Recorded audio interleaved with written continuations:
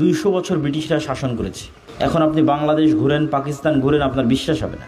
ব্রিটিশদের শাসনের মধ্যেও মুসলমানেরা জান জীবন দিয়ে মাদ্রাসা অব্যাহত রেখেছে। এই জন্য ইসলাম এখনও এই দেশে আছে। এই ফিতনা এবং ষড়যন্ত্রগুলো মোকাবেলা করতে হলে দ্বীনি শিক্ষা প্রতিষ্ঠান বাঁচিয়ে রাখতে হবে, আরও প্রতিষ্ঠা করতে হবে, আরও উন্নত করতে হবে। জান প্রাণ জীবন দিয়ে এই শিক্ষা প্রতিষ্ঠানগুলোকে উন্নত করার এবং টিকিয়ে রাখার চেষ্টা করতে হবে।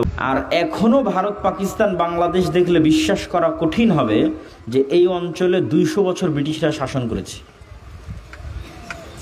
এখন আপনি বাংলাদেশ ঘুরেন, পাকিস্তান ঘুরেন, আপনার বিশ্বাস হবে না যেখানে 200 বছর ব্রিটিশরা শাসন করেছে। কেন বিশ্বাস হয় না?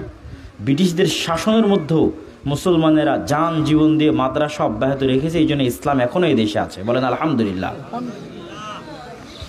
মুসলমানেরা মানে আমাদের পূর্বসূরীরা, এই সিরাজগঞ্জেরই অতীতের পূর্বসূরীরা 100, 150, 200 বছর পর মাথার ঘাম পায়ে ফেলা টাকা দিয়ে দ্বীনি শিক্ষা প্রতিষ্ঠান জীবিত রেখেছে।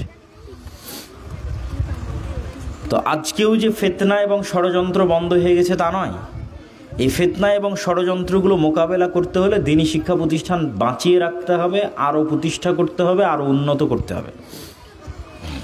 এই জন্য আপনারা যে শিক্ষা প্রতিষ্ঠান তৈরির উদ্যোগ নিয়েছেন, চলছে, এটি একটি যুগান্তকারী বৈপ্লবিক পদক্ষেপ। এটি থেকে পিছে সরে আসা যাবে না।